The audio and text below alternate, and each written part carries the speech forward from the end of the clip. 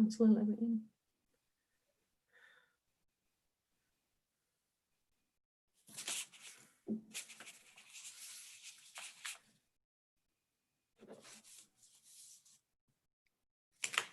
Oh, it's not the White House this evening then, David.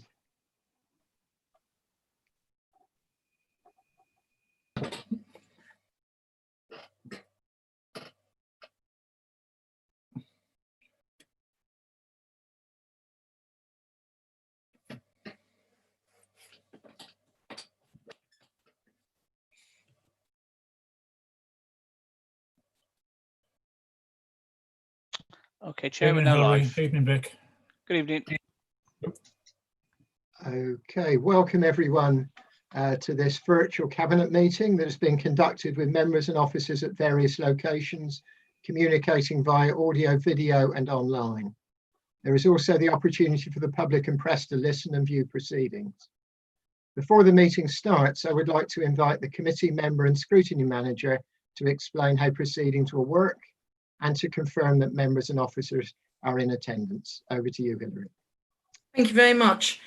So first of all, we'll start with attendance. When I call your names, can you please indicate that you can hear and be heard? Councillor Ian Albert? Yep. Councillor Judy Billing? Yes. Councillor Paul Clark? Yes. Councillor Dennis Harburg? Yes. Councillor Grindle? Yeah. Councillor Hoskins? Yes. Councillor Jarvis? Yes. Councillor Steers Hanscom? Yes. Then we have Councillor Helen Oliver? Yes. Councillor Ian Mansell? Yes. We have Councillor David Levitt, Chair of Overview and Scrutiny. Good evening. I think that's all the councillors we have. Officers, we have Anthony Roche. Yep. Hello. Jeanette Thompson. Yes, evening. Good evening. Ian Fullstone. Present. Good Ian evening. Cooper. Good evening. Ian Cooper. Yes, present. Ruben Ayavu. Present. Sam DeCocco. Present. Chloe Gray. Present. Louise Randall. Yep. Nigel Smith. Present. And I think we've got Vaughan, but I haven't written you down. Vaughan, are you Yeah. here? Thank you very much. Sorry, apologies for that, Vaughan. Is there That's all right. anybody that I've missed? Okay, thank you. Hillary. Yes. Rebecca. Sorry, Becky Coates. Thank Thanks. you. Apologies for that, Becky. Okay, live streaming. The meeting is being streamed live on the Council's YouTube channel and also recorded via Zoom. If live streaming fails, the meeting will adjourn. If the live stream cannot be restored within a reasonable period, the remaining business will be considered at a later date. Please stay in view of the camera at all times.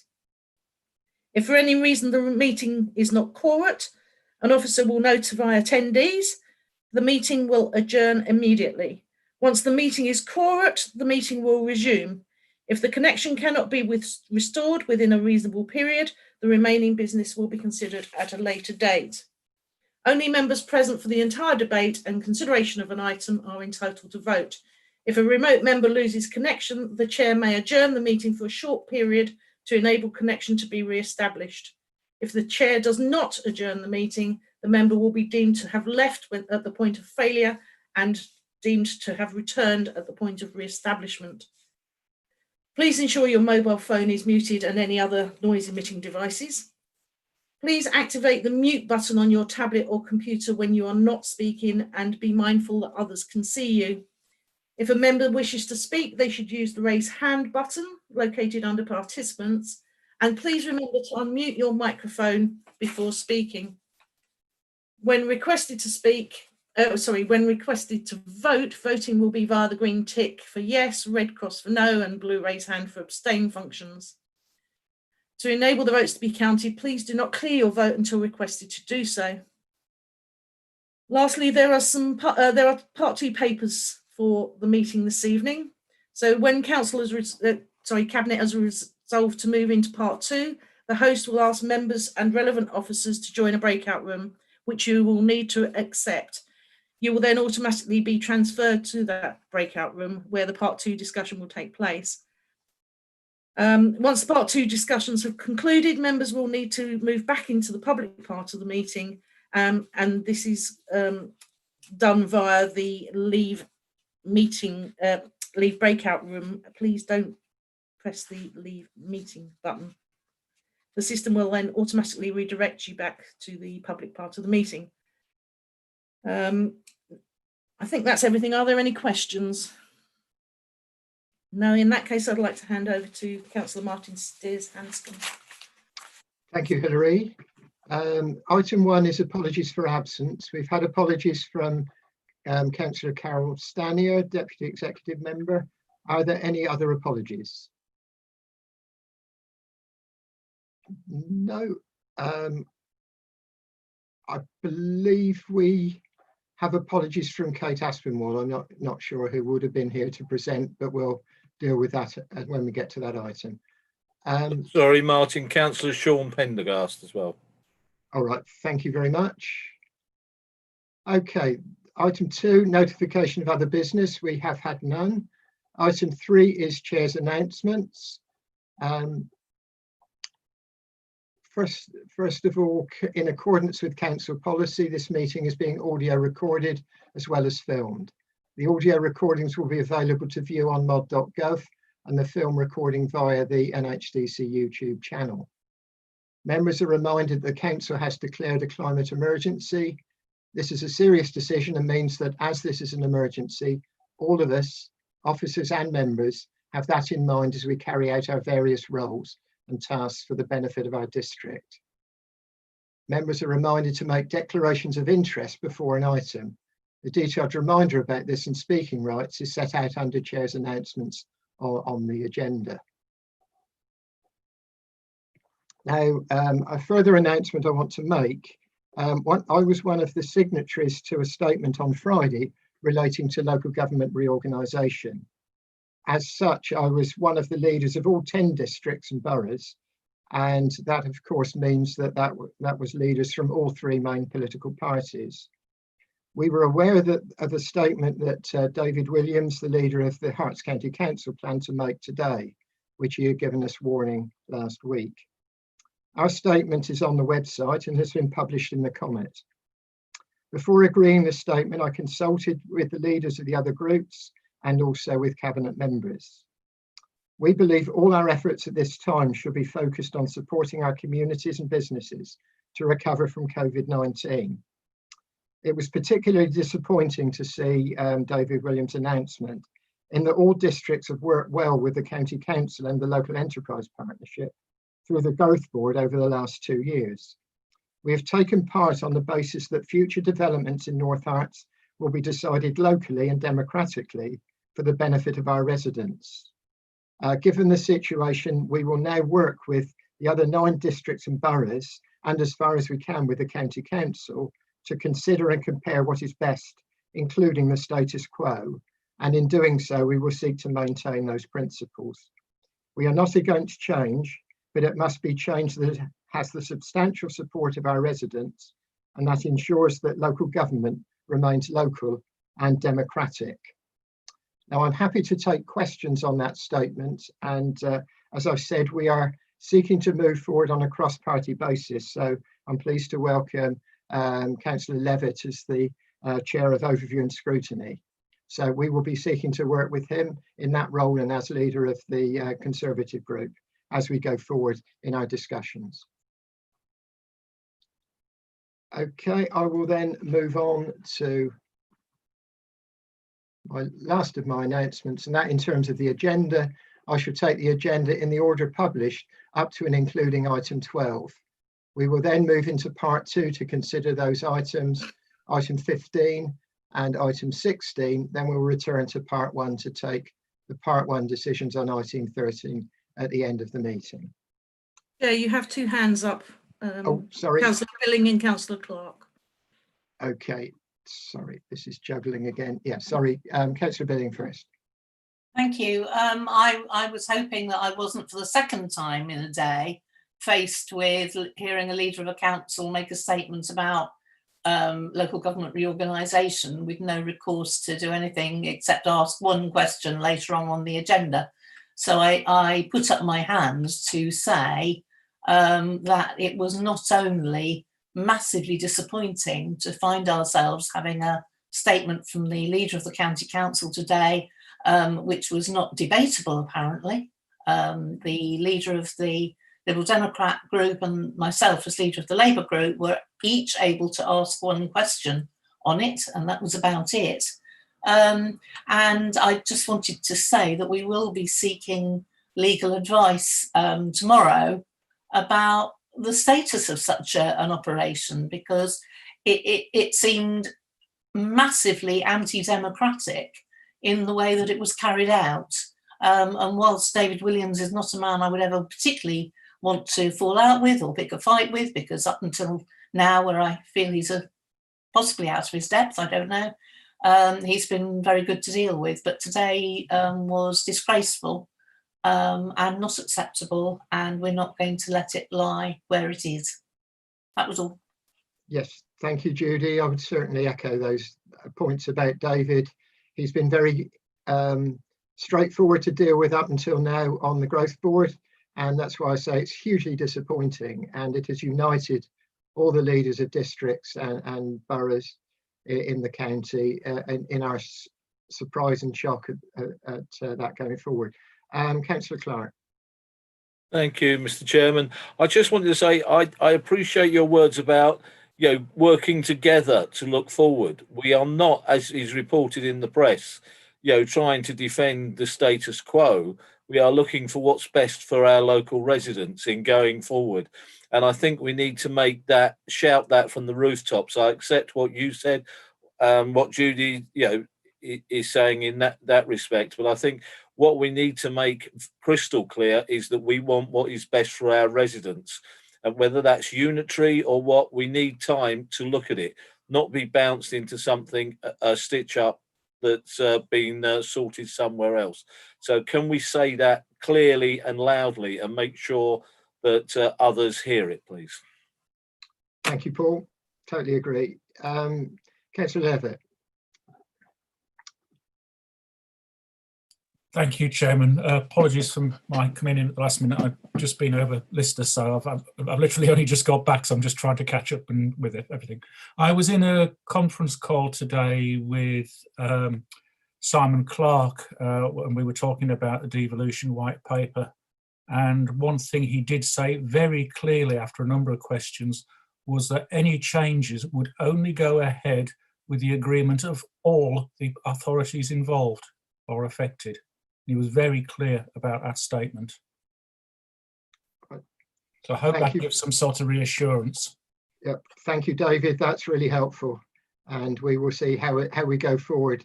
I have to say that this is not the only occasion on which government ministers have given very mixed messages. And it may be that David Williams has been caught out in trying to do the government's bidding and found himself, as Judy said, rather out of his depth. So that's rather a sad situation. Okay, thank you, everyone. I think then we can go on to item 4, public participation. There is none. Item 5, items referred from other committees. It was quite late in the day because of IT problems today, but you should have received references from the Fire Committee, and so we will take those now. And in the absence of the chair, I think perhaps we can ask Mr. Cooper to introduce the first item.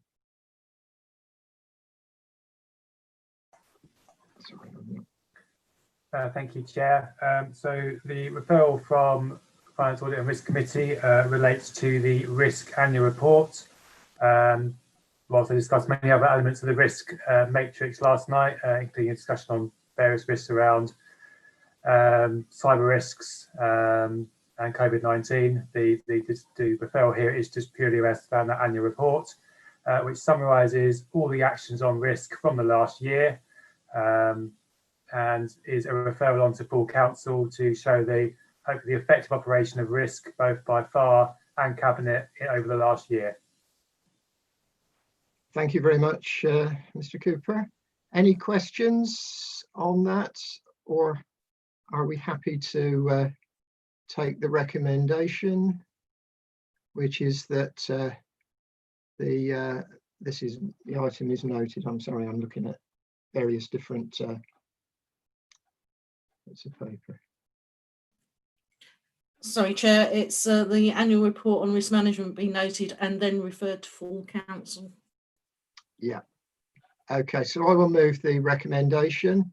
I'm happy to second, Mr. Chairman. Thank you, Paul. Is that agreed? Yeah, sorry. Yes. Do people just want to press their green tick or red cross to indicate? Yes, thank you very much. That is clearly carried. So we then move on to item 6, strategic. Oh, sorry, I should say that item 5B, the other referral will be taken with, it's actually item 13. So we'll deal with that when we get there. Item 6, strategic planning matters, Councillor Clark to introduce.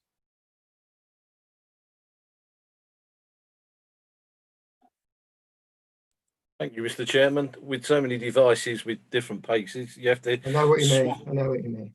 Swap about. There are some updates for which I apologise, but when the report was written, this has happened since.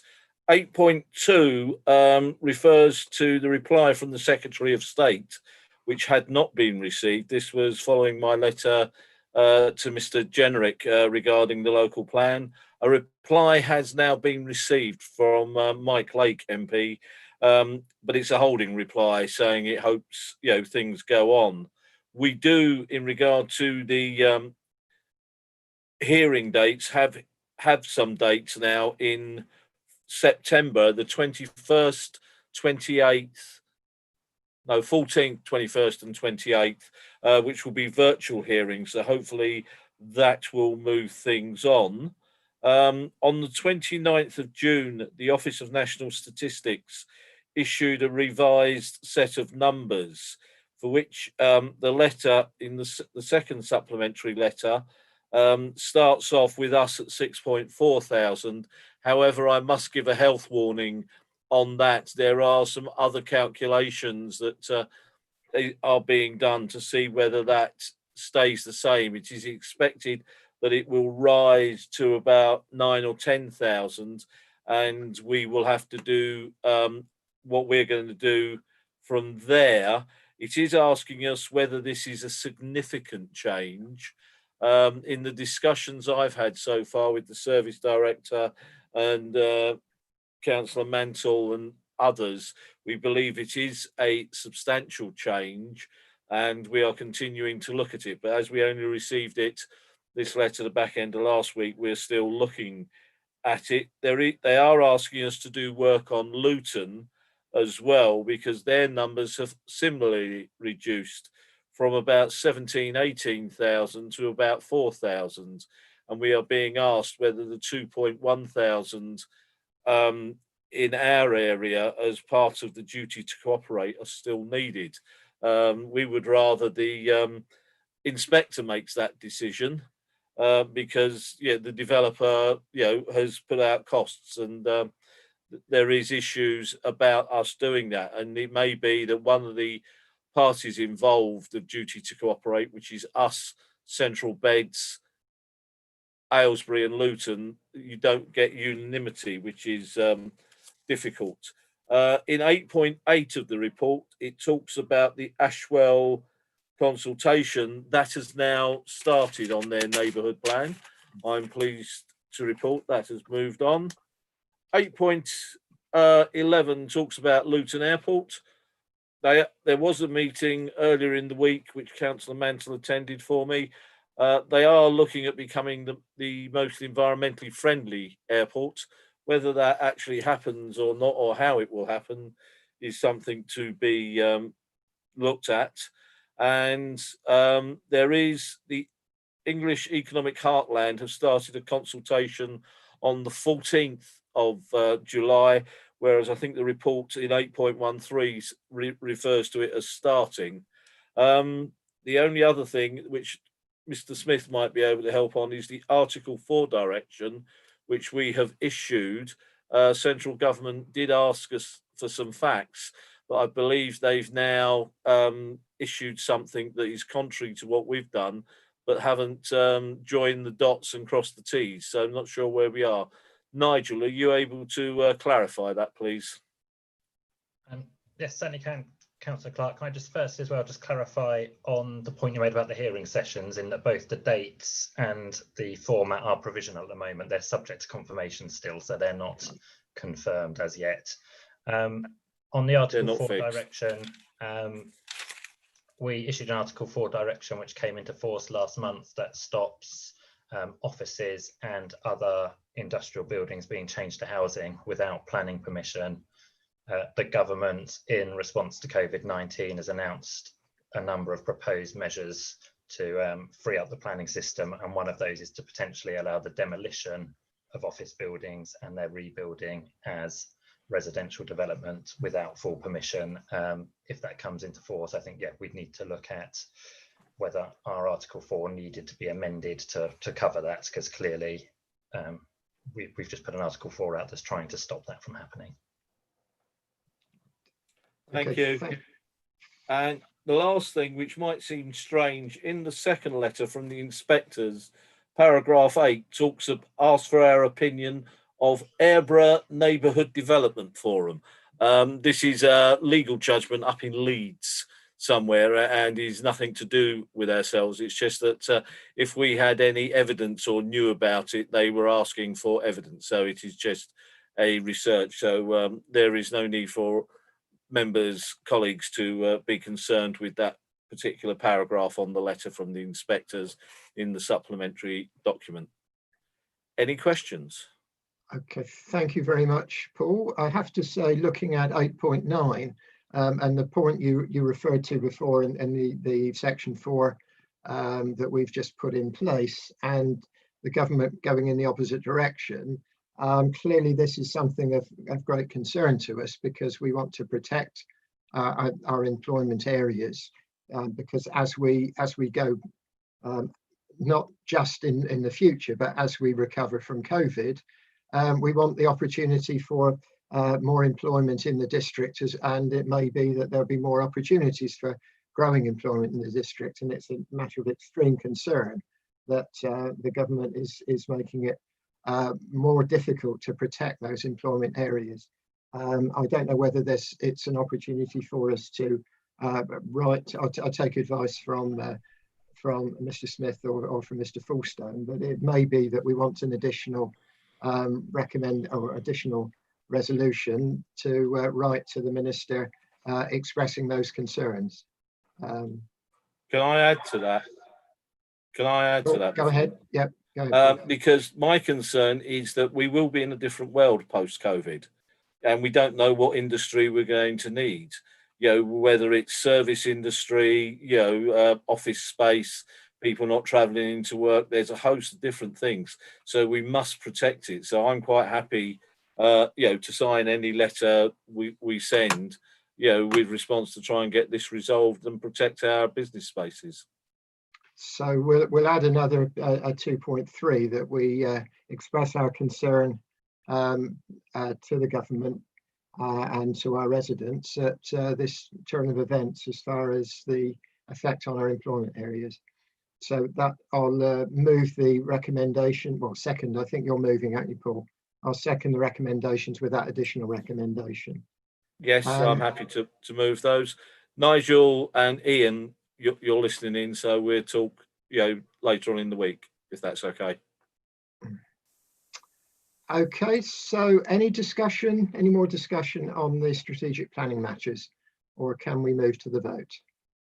Okay, the recommendations have been moved and seconded. Could you please vote now?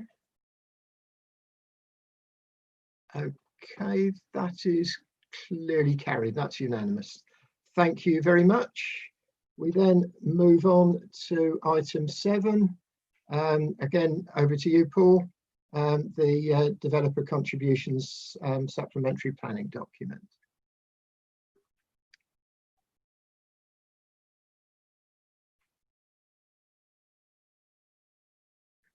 You're still muted, Paul. would help. Yeah, it's as read. The only thing colleagues might be concerned with is the lack of mention of SIL, or the negative mention of SIL. SIL is being looked at separately, and we should have the recommendation or the report to Cabinet by December. It is being looked at. It was a change of direction. This report was already, far advanced when we made the decision to look at SIL. So SIL, I can assure colleagues, it is being looked at. Okay, thank you, Paul. If you're moving the recommendations, I will second them. Yes, I am. And any discussion? Councillor Jarvis. Thank you. Is there an implication that this this document would need to be revised? Should we? Councillor Clark. It will be have to revise if the local plan is not set in the next 12, not adopted in the next 12 months anyway, because it only has a certain shelf life, I believe. I'm sure Mr. Smith will correct me if I'm in error of that. And obviously, if we're going to build SIL in, yes, it would be. But that's a decision for the future. Okay, thank you. I see no more hands up, so can we move to the vote on the recommendations? The 3 recommendations there. I'm sure you all can read them. Yep, okay. That is clearly carried. Thank you very much. We then, and it's the 3rd one for yourself, Paul, statement of community involvement. Yeah, again, nothing to add to the report. Okay, straightforward one, this one. So any questions? We're whizzing through very quickly, which is very nice. So I will second the recommendations. And so, sorry, my screen clicked there. Done something with my screen. Okay, so right, you're ahead of me. You're all voting. Well done. Everyone voted? Yeah. Okay, that is clearly carried. Thank you very much. Okay, the next item, that's me to introduce the Council Plan 2021-26 and objectives for the same period. So what we're looking at this meeting is the objectives for the Council Plan. That's clearly the very important statement of how we put what we promised into effect with the support of our officers.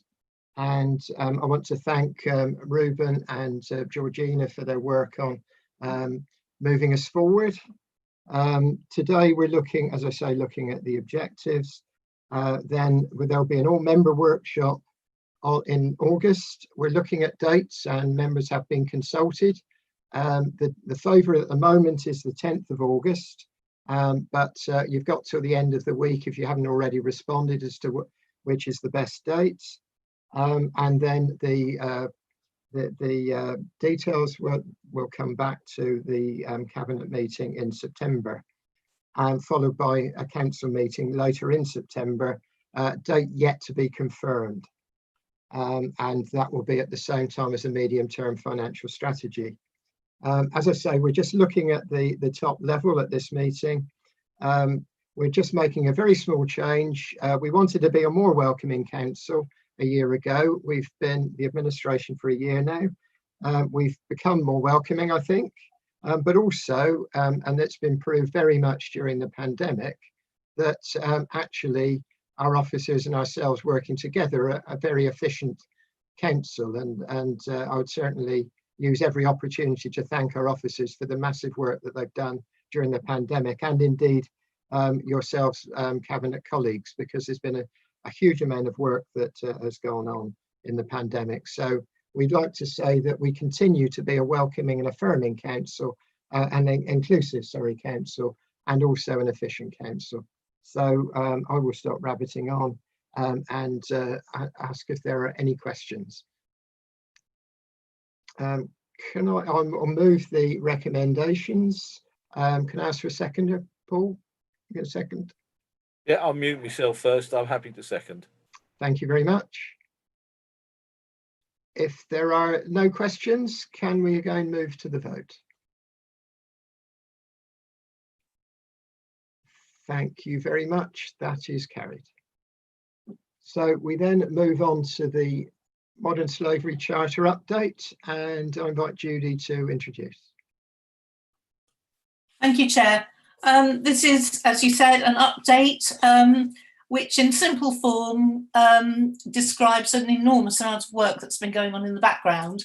I was surprised to be reminded actually that it's now over 2 years since North Arts Council first started talking about the Modern Slavery Act and the ways in which we should be taking it into our thoughts and our account, despite the fact that we know that Hertfordshire is a fairly low concentration of modern slavery, and that North Hertfordshire itself is really particularly low.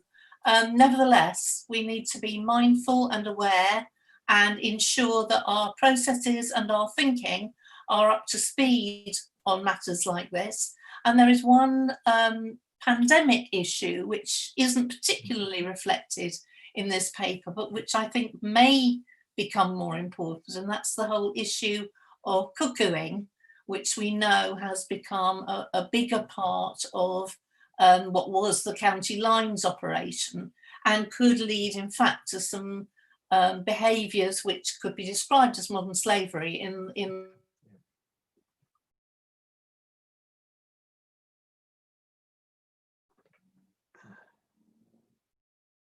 Looks as though your screen's frozen, Judy.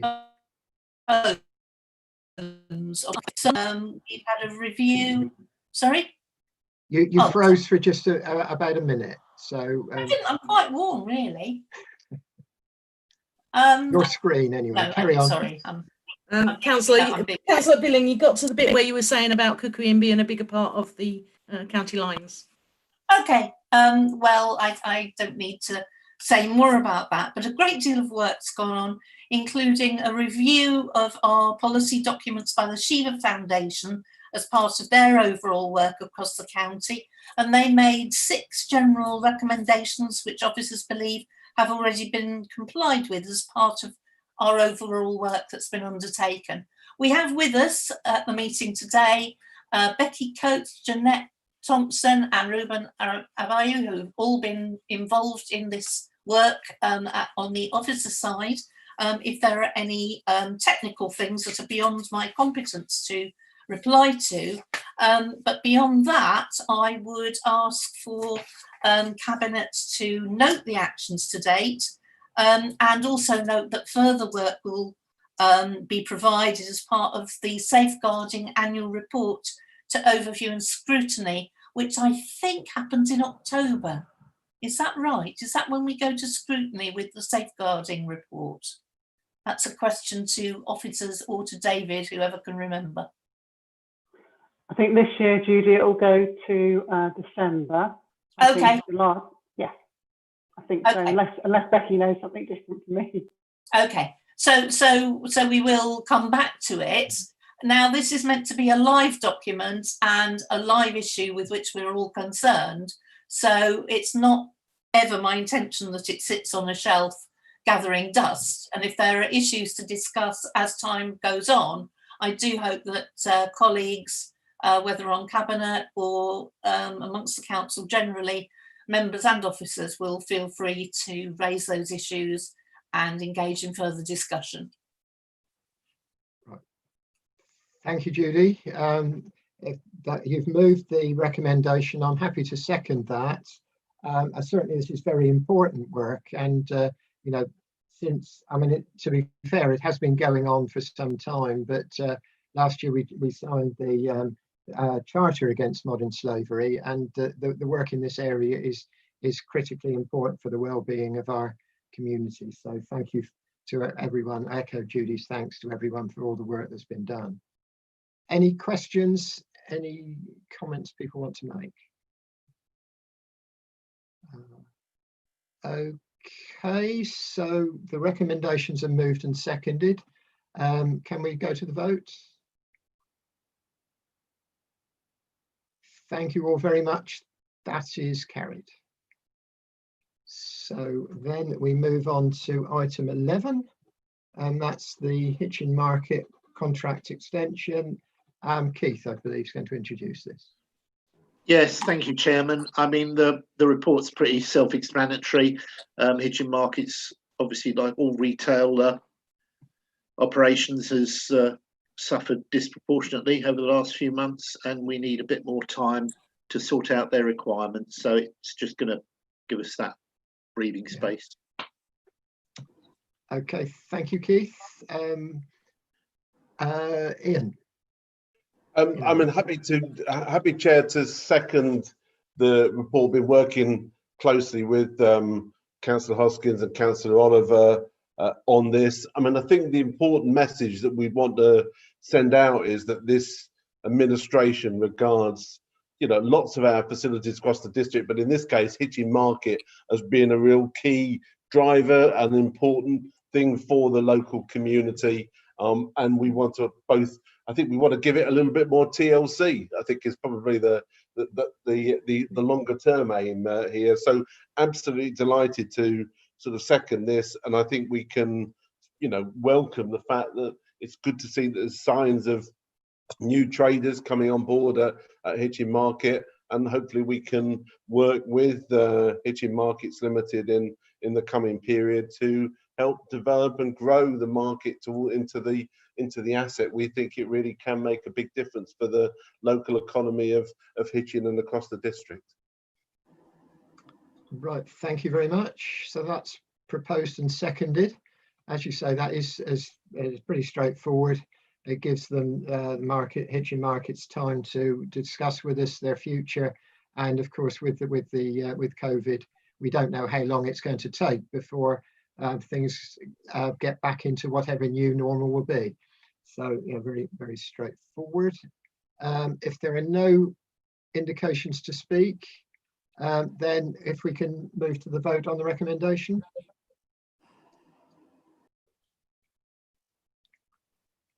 Thank you very much. That's carried.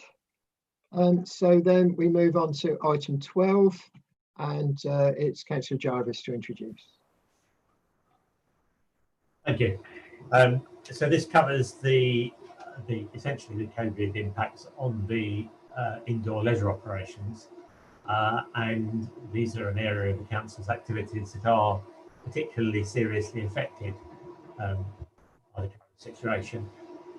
All the leisure centres have been closed since, I forget exactly which date in March, whether it was the 16th or the 24th, but in the middle of March, when the government required them to be closed. The operators, Stevenage Leisure, have furloughed the vast majority of their staff, continued with a minimal number of staff necessary to continue to maintain the centres and to conduct the operations that they have to, even when they're closed. The government announced on I think it was the 2nd of July, that open air pools could open on the 4th of July. And I'm afraid this was in many respects consistent with the way the government has announced changes, in that it is completely impossible to go through the process of opening an open air swimming pool in 2 days. They also announced that indoor leisure centres and indoor pools could open from this Saturday, the 25th, and that we will be doing.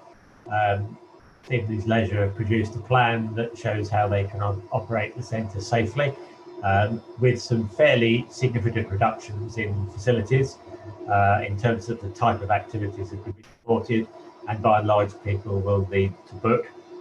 Clearly there are some things like gyms, whereby spacing equipment out you can fairly easily operate safely. There are others like casual swimming, which are much more difficult, and essentially in line with the guidance from the relevant sports bodies, there are some things that we've had to conclude we can't do, and casual swimming is one of those. So there will be swimming lessons and lane swimming, but no just splashing about in the pool swimming for the time being.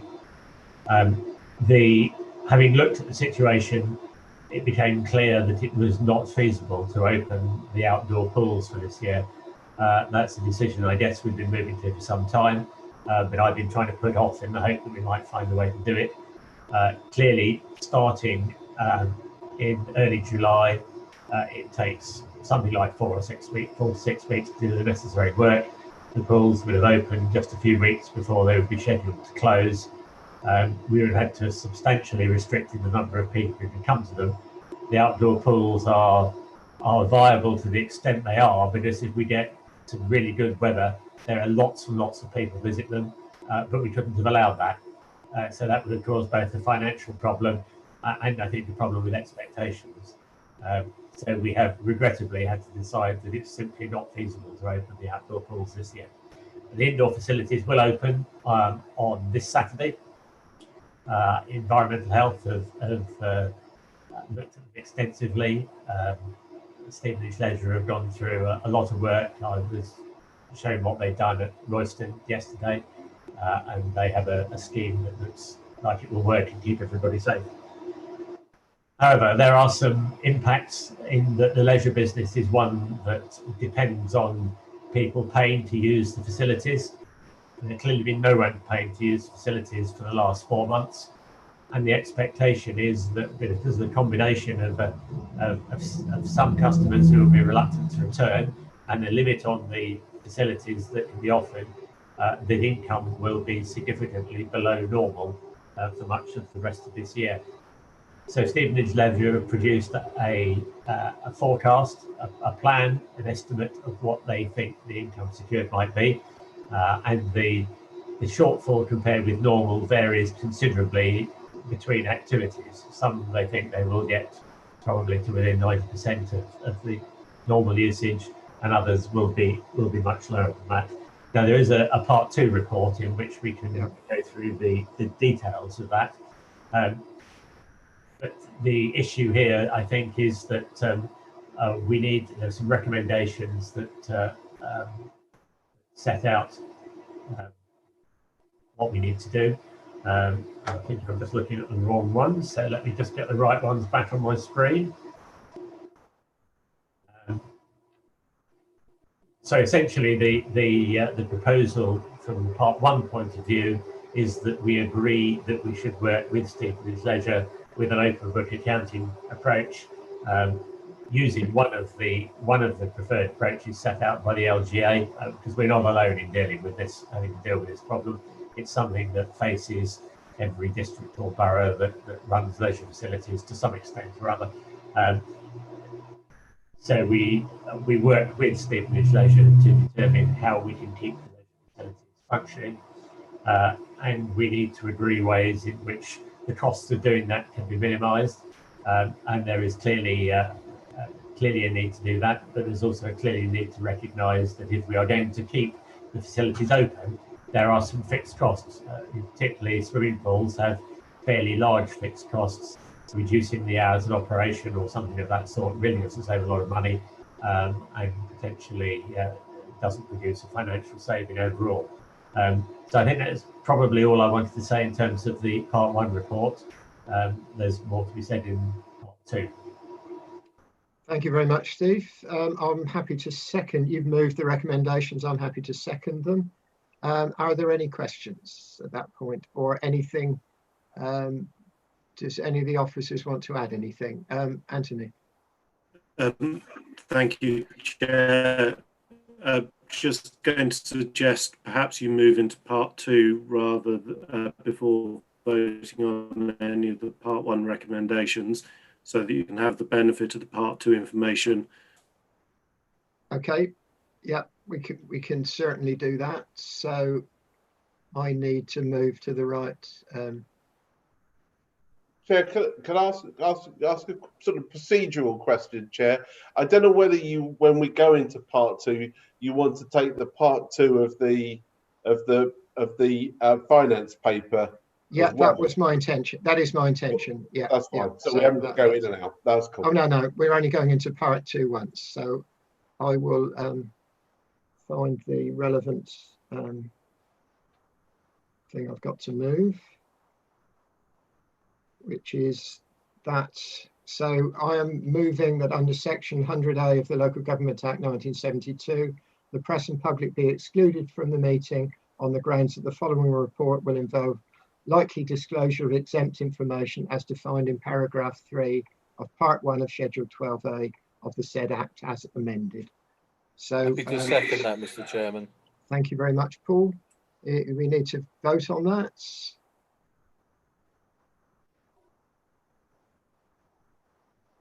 So thank you very much. That is agreed. So we will now move into part 2. Yes, you'll get an invite from Vic that you need to accept. Thank you.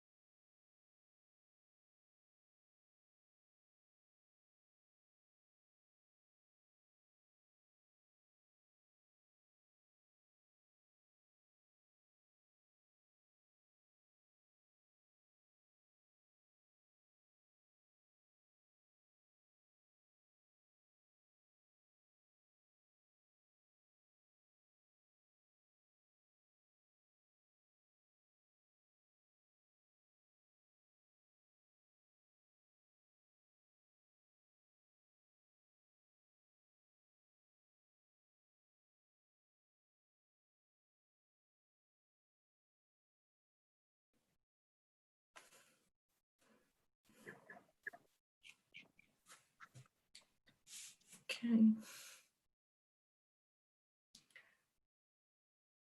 Let's just check people are back. So many people at the moment. We're definitely missing some people. Yeah, Vic, would you close the breakout room so that people are thrown back into the part one, please?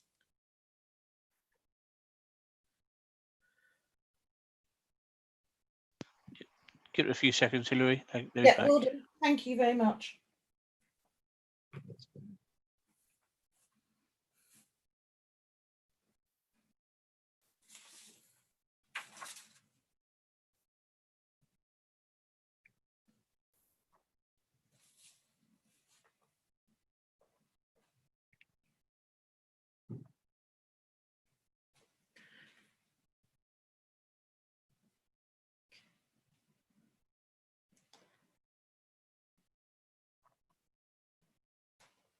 When Councillor Clark's back at his desk, I'll just start calling names and see who's missing.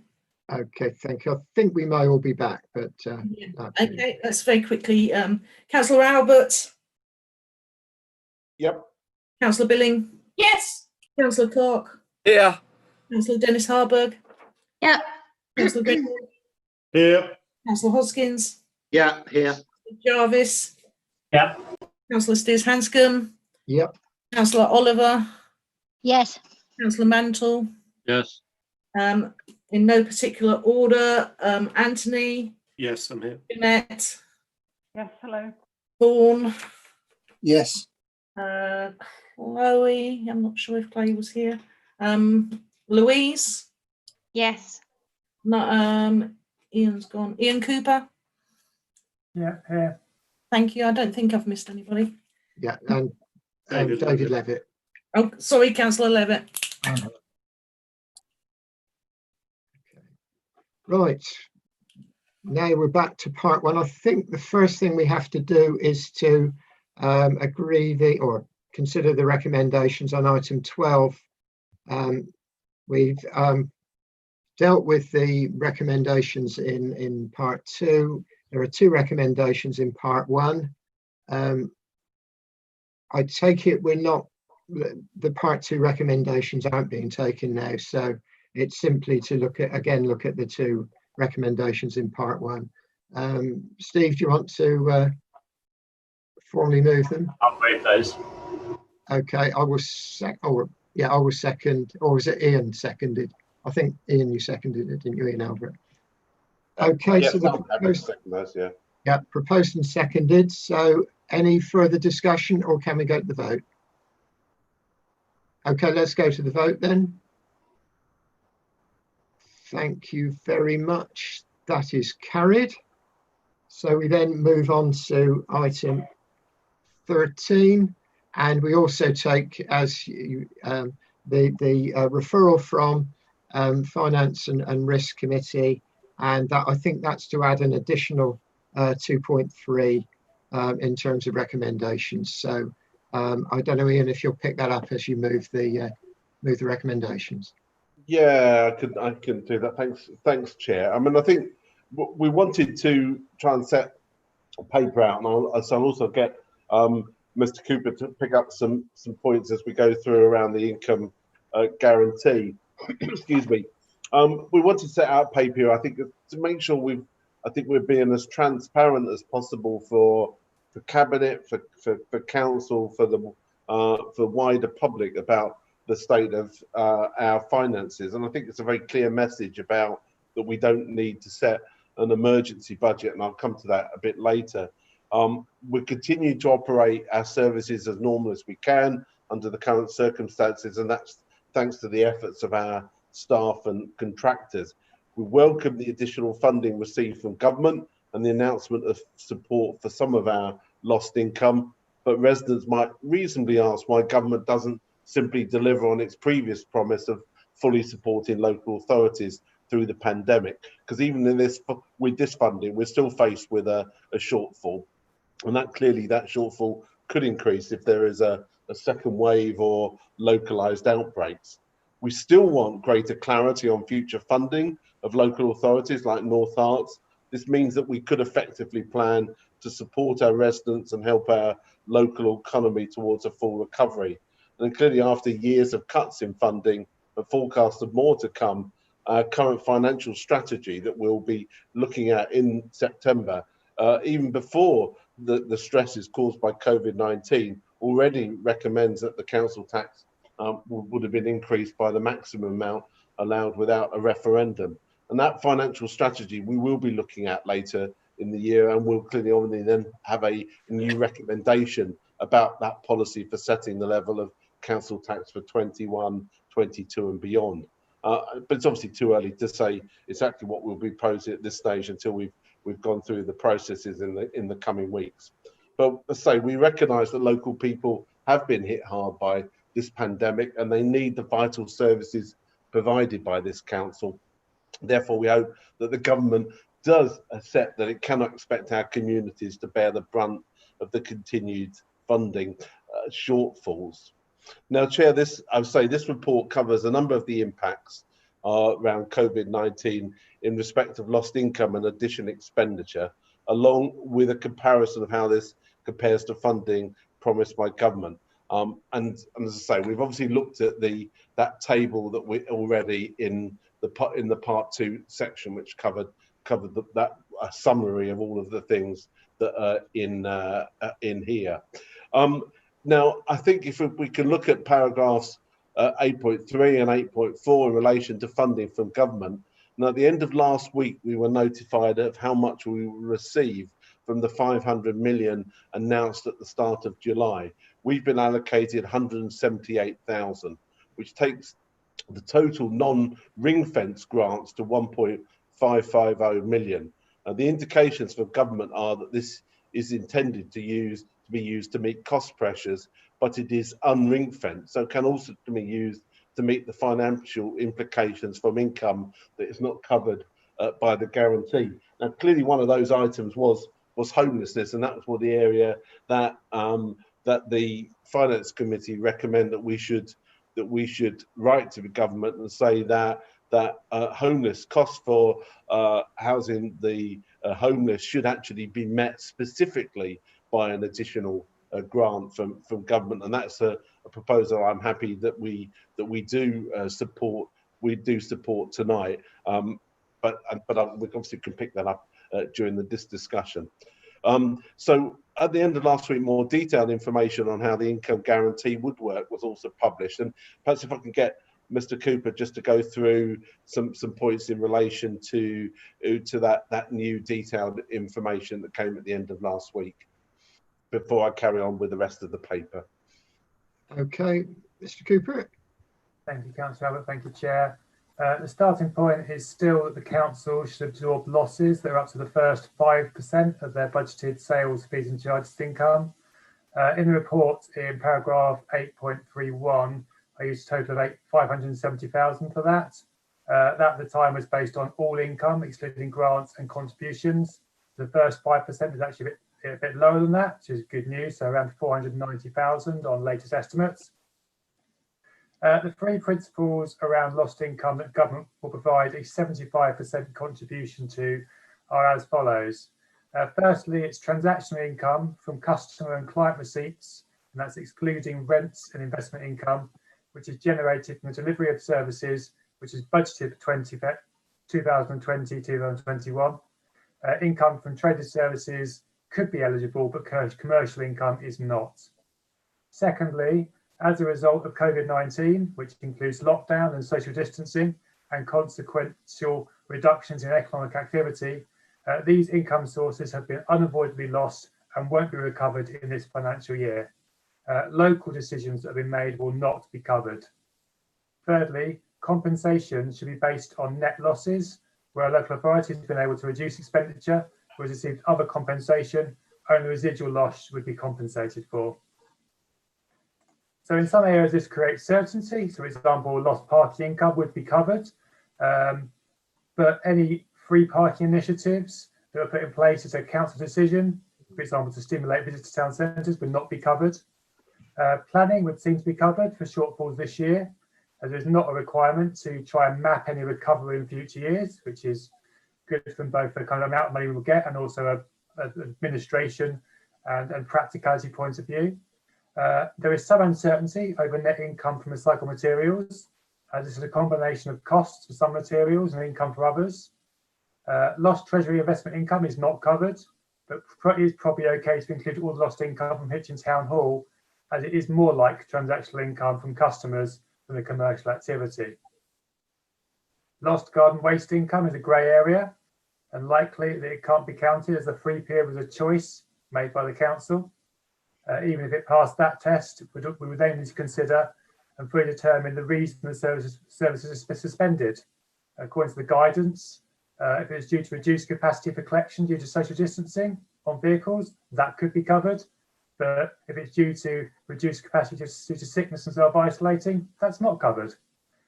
So as a result of all that uncertainty and still lots more to work through and lots more kind of to and fro, I imagine, in terms of seeking clarification, I'm still of a mind that the total in 831 and table 6 of 2 million is probably a reasonable estimate at this stage. Certainly nothing better at this stage to go on, but I think it'll be there or thereabouts. And back now to Councillor Albert. Cheers. Yeah. Thanks. Thank you very much. Yeah. Thanks, Mr. Cooper. And then, I mean, I think if we could just sort of touch try and reasonably briefly on the other sections of the paper. I mean, Power 8.5 to 8.24 provide an estimate of the various impacts and how they've been calculated. I mean, note that these are estimates, and in some cases, clearly a bit of guesswork to give an idea of scale. We have nothing to base these on, and they'll be kept under regular review. 8.18 touches on the homelessness point that we mentioned as subject to the referral from FAR chair. I think also, I think it's welcome. I think we've been able to provide in 8.19 some additional money for community support grants to support local organisations, and I've certainly sat in on some of the 2 so far panel meetings, and I think it's great that we've been able to support some really fantastic initiatives that are going on throughout the district, and you know, I think it's something that we can be very proud of, that we've been able to support some of these local organisations, you know, are doing some fantastic work. Paragraph 8.25 and 8.26 describe the potential impact of housing growth or lack thereof and council tax reduction scheme eligibility on the tax base. Now, this could have a very significant medium-term impact. We'll be looking at again when we consider the medium-term financial strategy, which will be brought to the September meeting. And due to the way that collection funds work, there is no impact this year. Paragraph 8.27 details the potential risk in relation to business rate income. At this moment, there's more likely to be losing the potential for pooling gains that we've had rather than shortfalls against budget. But again, any impact will be felt in the next year. And the key reason, as we said earlier, that for this report is whether the council has sufficient reserves to avoid an emergency budget. And our conclusion in paragraphs 8.32 and 33, it does, and therefore that's that recommendation that's set out in recommendation in 2.3. COVID-19 has had many knock-on impacts in terms of local plan progress, capacity to deliver projects, and the need to manage cash balances. Table 7 therefore considers an early stage the impact on the capital programme. As detailed in paragraph 8.36, this includes the addition of a capital scheme that is unrelated to COVID-19, but is included to give a complete picture. And finally, paragraph 8.39 details the potential for a further loan to the Hertfordshire Building Control Company.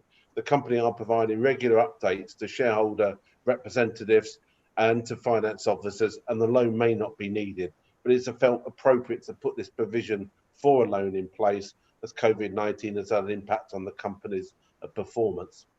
And as detailed in the report, the loan would only be given with a business plan that showed the company was sustainable. And finally, Chairman, I think it's worth just noting that the point that Mr. Cooper made earlier on, and Councillor Clark may wish to sort of come back on in relation to parking, and obviously the letter from one of our local MPs. Clearly, if we are offering, as Mr. Cooper set out, any free parking initiatives or were considering free parking initiatives, these would be at our own cost and wouldn't be part of that income guarantee money that we could get back from government. So I mean, that's obviously, it's another factor in terms of looking at that. So again, thanks to Mr. Cooper and his team for putting all these papers together. They'll all be kept under review, but obviously happy to pick up any specific questions now, Chair. But happy to move those recommendations in the report and referrals to full council. Okay, thank you very much. And are you including in that the referral from Fire Committee with the additional recommendation? Yes, yeah, I'm happy okay. That we should write that letter to. I'm not sure whether how receptive the government will be, but I'm happy that we should write that letter to government on the subject of the homelessness support. Yeah, I will second that, and I think whether the government's receptive or not, we need to write it in terms of the support for our residents and for the support for the work that we're doing that should be fully recompensed. Okay, thank you very much. Are there questions or comments, debates? Councillor Clark. Thank you, Mr. Chairman. Yes, I'll respond to the car parking. The request we've received is solely for Hitchin, which is a concern because places like Royston, Nebworth and Letchworth also deserve the same consideration. Strangely enough, in the parliamentary constituency of Hitchin and Harpenden, I don't believe Harpenden has been suggested the same thing either. So it is concerning where this is coming from. What we have been trying to do is gather evidence rather than just implement it because it sounds a good thing. We're trying to understand whether it will make any difference. Will it increase the car parking? We have been taking counts. Mr. Charterhouse has kindly got the parking enforcement officers doing a count at 3 times during the day. And my own recollection is I went into town last Friday and parked in St Mary's Square, and there was very few parking spaces going. It was a market day, but the town was quite full. Considering the town centre is not fully open as yet due to social distancing, shops can only take so many people in. To suddenly swamp it with cars seems a dangerous act. So if we did go down any route of free parking in Hitchin and across the district in Letchworth, and we'd have to check the time, and also, as Councillor Albert has said, it would be at our own cost, which we need to understand.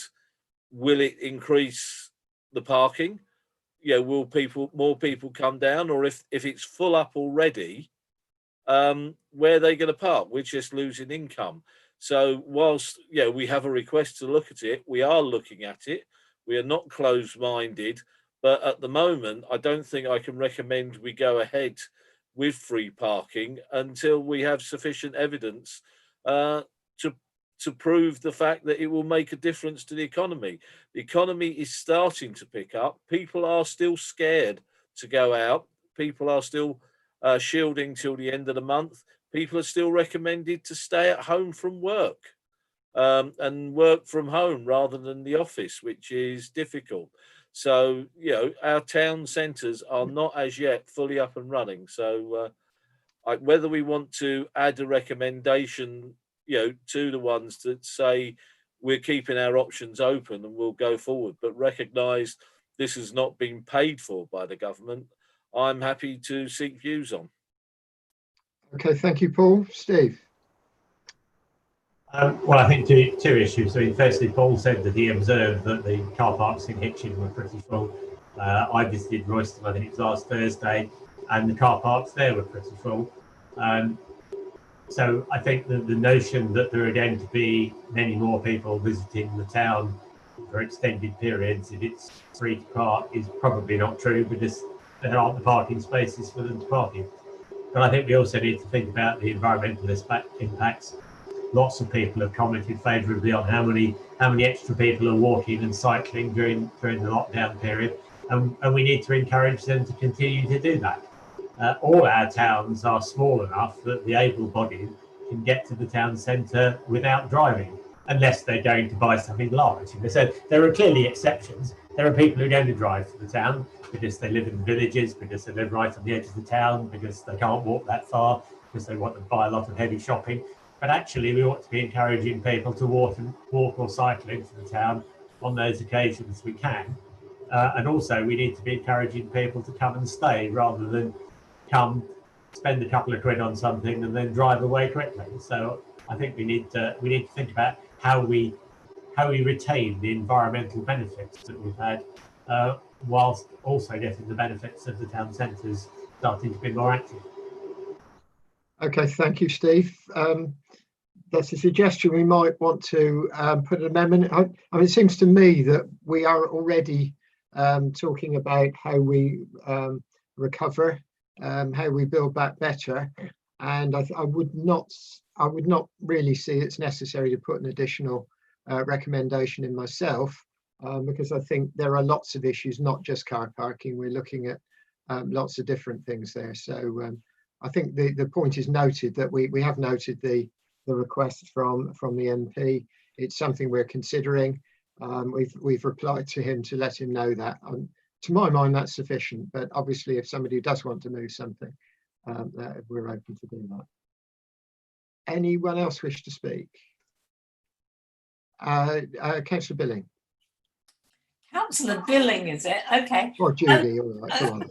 I just wanted to say that I don't even know why we're still discussing the request from the MP for Hitchin and Harpenden, really, because he came to Hitchin committee, he had his day in court, we listened to him and we told him he was wrong. So I'm not sure why we're still giving this the time of day, really. That's all. Okay, no, point noted. Okay, is your hand still up, Paul, or you won't come back? I just wanted to reply to Judy. Following the Hitchin Area Committee meeting, we did receive a letter from him, which I was then chased and have sent a reply. Hence the reason I'm trying to close it off now. Well, if I could just come back very briefly, Chair, I'm sorry, that he should be chasing for a reply, given his own record at not responding to constituents. It is a delicious irony in itself, and I still say, on your bike, Mr. Afalami. Preferably the bike, not the car. Yes, indeed. Okay, thanks very much. Any questions on the report? Or can we, do you want to, anything else anyone wants to say? Do you want to come back at the end, Ian? Are we ready to vote? I think I'm happy to move to the vote, but I do just want to absolutely agree with something that Steve Jarvis said, that how important it is that when you read out at the start of each meeting about climate change and the climate change emergency, that we don't lose sight of, even when we're looking at the finances of the council, lose sight of the environmental opportunities of different things, in this case parking. It's a really important point that we must never forget. Thank you very much. Well said. Okay, we'll move to the vote then.